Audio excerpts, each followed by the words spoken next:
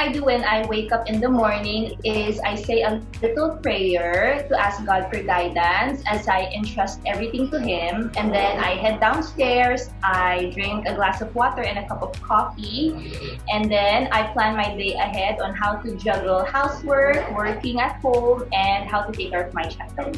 This mobile app would be Instagram. But for the record, the people whom I follow on Instagram are actually Filipinos of the personal finance community. So they may be pseudonymous, meaning they don't show their faces, they don't divulge their real names, but what they share online is or are their honest and practical money approaches that I get inspiration from. So Instagram for the win.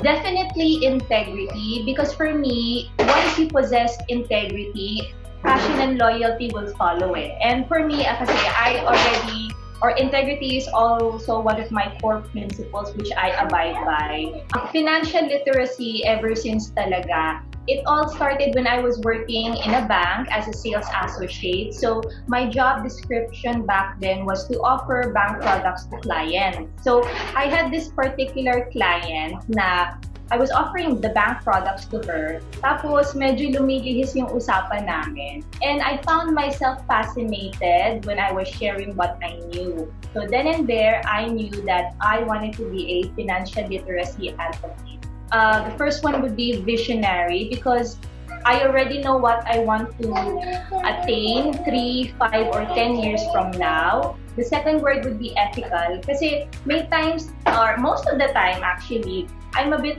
afraid or scared to do something evil behind someone's back or when no one's watching me, because I think someday I will be punished for that in one way or another. And the third would be dependable.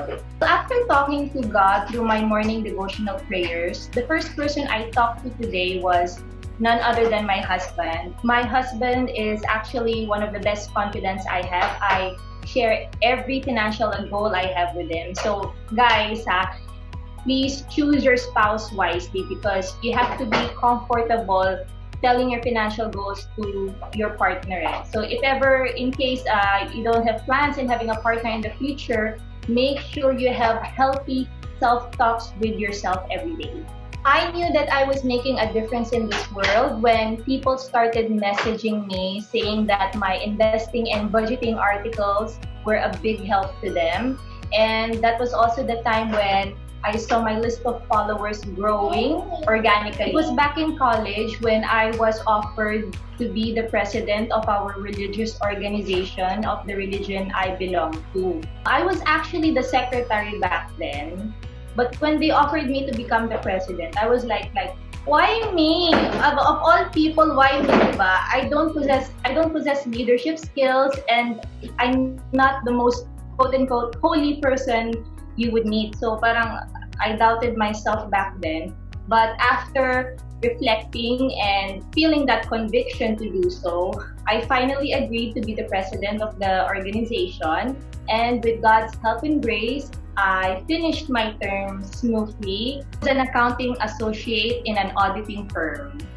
Painting na 12,000 pesos. Investment is like a vehicle to attain your goals. So whatever investment you choose, whether it's a business, mutual funds, stock market, whatever you choose, it has the capability to bring you closer to your financial goals, if it is done right. This big investment would be the innovative franchising business I joined years ago and the stock market up to this day. And for the purchase, it would be my wedding.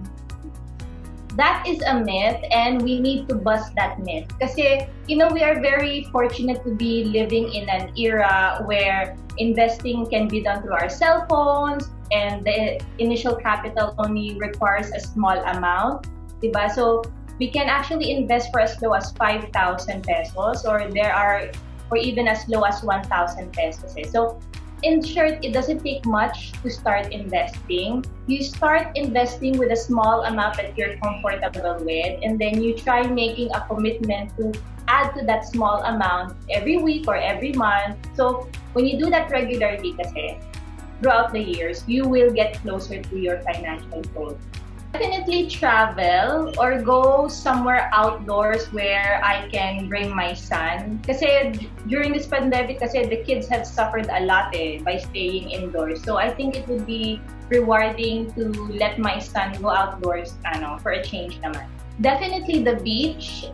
I don't have any particular beach, or maybe a park like Washington CC Park. Just anywhere where my son can get a little bit of sunlight and where I can enjoy the scenery.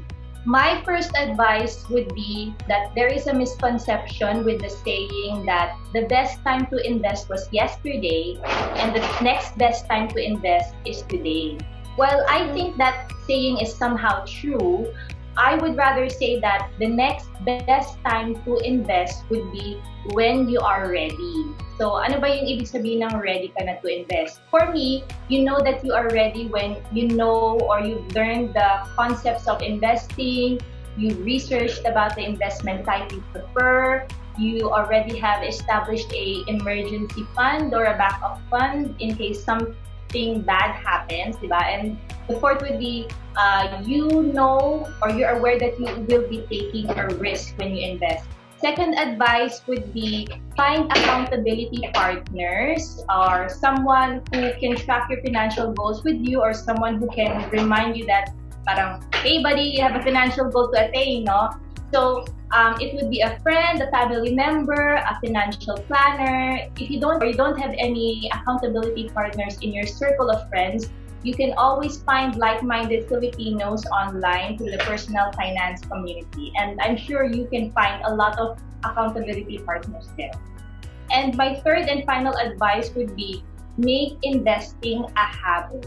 It's okay to start small, kasi ako din naman nag-start small din ako eh. So it's as long as you invest regularly with that small amount, because if you do so, those small amounts, when put together, will snowball and compound throughout the years. And I promise you, one day you're gonna be thanking yourself for investing years ago.